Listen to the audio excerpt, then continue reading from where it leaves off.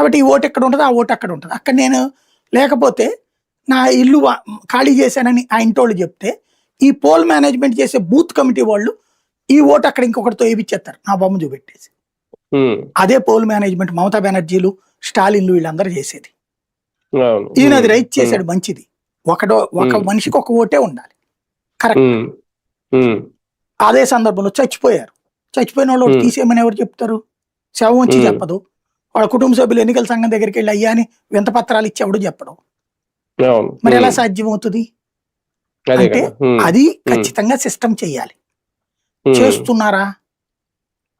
అట్లా లేకపోవడం వల్ల దేశవ్యాప్తంగా కనీసం ఒక 3 నుంచి 5 కోట్లు ఇట్లుంటాయి ఓట్లు.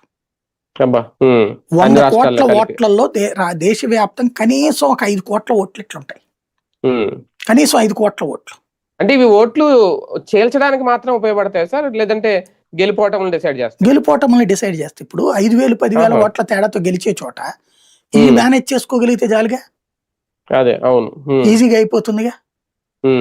ఇప్పుడు అది కంట్రోల్ అన్నమాట. ఇవి తీసేస్తున్నారు.